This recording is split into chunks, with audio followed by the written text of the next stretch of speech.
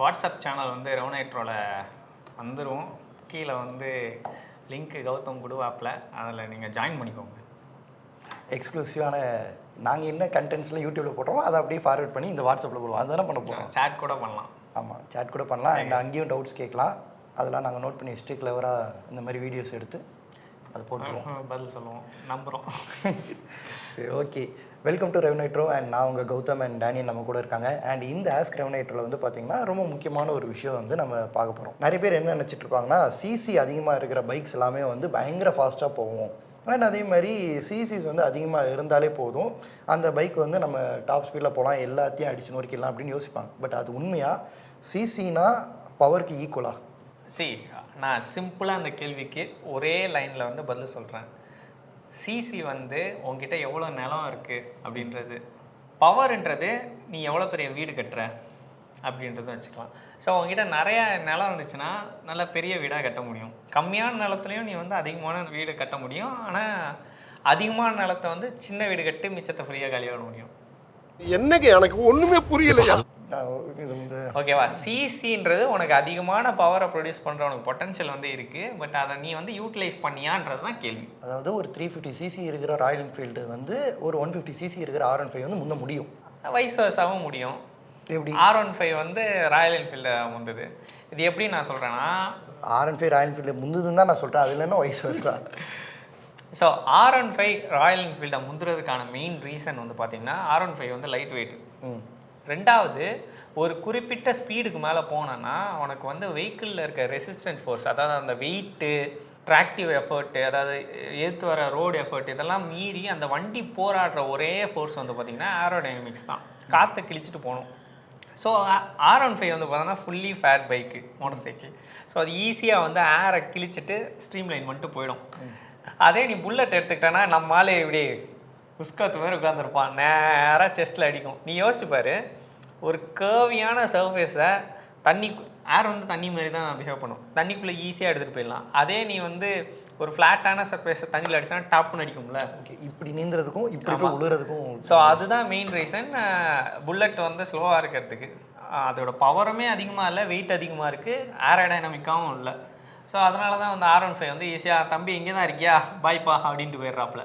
Okay, அந்த சிசினா என்ன, அந்த உள்ளார என்ன மெக்கானிசம் நடக்குது? சிசினா ஒன்றும் இல்லை, எல்லாருக்குமே நம்ம வந்து இன்ஜினியரிங் படித்தவங்க தான் நிறைய பேர் பார்த்துருவீங்க. உங்களுக்கு வந்து சிலிண்டரு போர்னா என்ன, பிஸ்டன்னா என்ன, சிலிண்டரோட ஸ்ட்ரோக்னா என்னன்னு தெரியும். ஸோ ஒரு சிசின்றது டிஸ்பிளேஸ்மெண்ட். ஒரு ஸ்ட்ரோக்கில் எவ்வளோ தூரம் அந்த எவ்வளோ வால்யூம் வந்து அந்த சிலிண்டர் வந்து போயிட்டு வருது, அந்த பிஸ்டன் வந்து போயிட்டு வருது அப்படின்றது தான் சிசின்றது கணக்கு. For example 100 சிசினா 100 cubic centimetre, A cube equal to 100A. So 100 centimetre cube அப்படின்னா 100 சிசி அப்படின்னு எடுத்துக்கிட்டிங்கன்னா ஒரு சைடும் ஒரு கியூபாக எடுத்திங்கன்னா ஒரு சைடும் 4 சென்டிமீட்டர் இருக்கும். 4 4 4. ஓகே, ஒரு கியூபாக இமேஜின் பண்ணிக்கோ. இப்போயே அதையே சிலிண்டராக இமேஜ் பண்ணிக்கோ.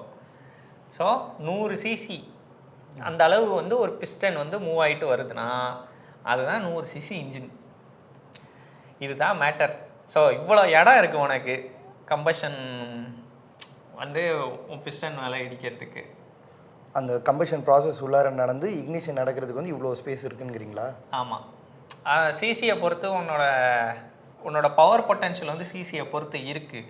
பட் அதை விட முக்கியமாக அதை எவ்வளோ, ஏற்கனவே சொன்ன மாதிரி தான், இடம் இருக்குது, வீடு எவ்வளோ கட்டுற, உன்னோட கம்ப்ரெஷன் ரேஷியோ எவ்வளோ இருக்குது. அதிகமான கம்ப்ரெஷன் ரேஷியோ இருந்துச்சுன்னா அதிகமான பவர் ஜென்ரேட் பண்ணலாம். இது வந்து ஒரு விஷயம். ரெண்டாவது, உன்னோட வால்யூமெட்ரிக் எஃபிஷியன்சி எப்படி இருக்குது, உன்னோட வால்ஸோட ப்ரீத்திங் எப்படி இருக்குது, உன்னோட இன்டேக் எப்படி இருக்குது, உன்னோட கேம் ப்ரொஃபைல் எப்படி இருக்குது, அதை பொறுத்து தான் வந்து அவ்வளோ சிசியும் ஃபில் ஆகுதா, காற்று வந்து உள்ளே வருதா அப்படின்றதும் ஒரு இருக்குது.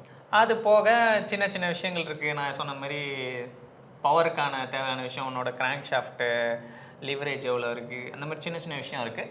கன்ஃபியூஸ் பண்ணாமல் நான் சொல்லணுன்னா, சிசி வந்து ஒரு இன்ஜினோட சைஸு, அந்த இன்ஜினோட சைஸை வச்சு நீ வந்து அதிக பவரான ஒரு இன்ஜின் பில்ட் பண்ணுறியா இல்லை கம்மி பவரான ரெஸ்ட்ரெயின்டான ஒரு இன்ஜின் பில்ட் பண்ணுறியான்றது உன்னோட கையில் இருக்குது. ஆனால் இதுவே இன்னொன்று எடுக்கும்போது, இப்போ இந்த 150 சிசி வந்து ஒரு கிலோமீட்டர் டிஸ்டன்ஸ் ரொம்ப அதிகமாக, இப்போ ஒரு செட்டைன் ரேஞ்சுக்கு வைக்கும்போது R15 முன்னாடி போகுது. ஆனால் 1 கிலோமீட்டர் ரேஞ்ச் தாண்டினதுக்கப்புறம் என்ன ஆகும்? ஆப்வியஸாக இங்கே வேற ஒரு ஓவர்டேக் நடக்க ஆரம்பிக்கும்ல. அப்படி சொல்ல முடியாது. இப்போ கேட்குற R15 கேள்வி வந்து ஒரு டிஃப்ரெண்ட்டான கேள்வி. சில ட்ராக் ரேஸ்லாம் வந்து பார்த்தோன்னா ஃபர்ஸ்ட் வந்து ஒரு மோட்டார் சைக்கிள் வந்து முன்னாடி போயிடும். அதுக்கப்புறம் பொறுமையாக வந்து பார்த்தோன்னா இன்னொரு மோட்டார் சைக்கிள் வந்து பிடிக்கும். ஃபார் எக்ஸாம்பிள் ராணினும் ஹண்டரும் ஒரு நல்ல எக்ஸாம்பிள். ராணின் வந்து பார்த்தீங்கன்னா கிட்டத்தட்ட ரெண்டுமே ஒரே பவர் ஃபிகர்ஸ் தான். ஹண்டரில் டார்க் அதிகம். ஆனால் ராணின் விட்ட உடனே வந்து பார்த்தீங்கன்னா முன்னாடி போயிடுவாப்புல, பறக்கும். ஹண்டர் வந்து ஆளே இருக்க மாட்டான். ஆனால் ஒரு ஸ்பீடில் போய் ராணின் போய் அந்த லிமிட்டரை தட்டும் பார்த்தியா, அப்போது வந்து ஹண்டர் வந்து ஓவர்டேக் பண்ணும். மெயினாக கியரிங் தான். ஃபார் எக்ஸாம்பிள் இப்போ R15யும் 220 எடுத்துக்கிட்டோன்னா 220 வந்து மிட் ரேஞ்சில் கொஞ்சம் ஸ்ட்ராங்கு. பட் R15 வந்து அந்த 120 மேலே அந்த ஏரோடைனமிக்ஸ் வந்து செமையாக அதுக்கு ஒர்க் பண்ணும். ஸோ வின் பிளாஸ்ட் அதிகமாக இருந்ததுன்னா 220யோட R15 வந்து ஃபாஸ்ட்டாக இருக்கும். அதே மாதிரி இது வந்து ஒரு தனி வீடியோவே போடலாம். அந்த காலத்தில் இப்போல்லாம் என்ன ட்ராக் ரேஸு, அப்போல்லாம் R15 பல்சர் 220 தான் ரேஸு. எல்லாம் யூடியூப் திறந்து பார்த்தோன்னா அப்போவே அதுதான், அது மட்டும்தான் இருக்கும். இவன் பெருசாக அவன் பெருசாக அடிச்சு கட்டும். ரெண்டுமே வந்து பார்த்திங்கன்னா ஒரு சைடில் ஒரு 150cc அதோட மேக்ஸில் இருக்குது, இன்னொரு சைடில் ஒரு ரக்கடாக ஒரு 220cc இன்ஜினை பஜாஜ் வந்து அதுக்கு ஆப்போசிட்டில் இறக்குனாங்க. இதை பாடுறா, நான் நீங்கள் என்ன டெக்னாலஜி வச்சு செய்கிறத நான் சிசி வச்சே செய்கிறேன் அப்படின்னாங்க. பட் நான் பர்சனலாக ட்ரை பண்ணும்போது R15 தான் ஜெயிச்சிச்சு. ஏன்னா நீ R15 மட்டும் வச்சு தனியாக ஓட்டி இருக்கிற அதனால இல்லை. பட் 220யுமே நல்ல செமி ஃபேட்டோட நல்லா வந்துச்சு.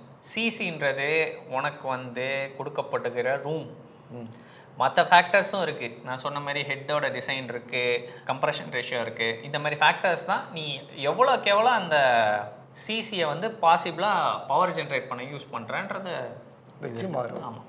ஓகே. அண்ட் உங்களுக்கு சிசியை பற்றி தெரிஞ்சிருக்கும்னு நினைக்கிறேன். பட் இதில் ஏதாச்சும் உங்களுக்கு குழப்பம் இருந்தாலும் கீழே கமெண்ட்டில் கேளுங்க, நான் கண்டிப்பாக ஆன்சர் பண்ணுவேன். அந்த டாபிக் வந்து கொஞ்சம் கன்ஃபியூசிங்காக இருக்கும். இன்னொரு வாட்டி நீங்கள் மேபி இந்த வீடியோ பார்த்தீங்கன்னா கொஞ்சம் புரியும்.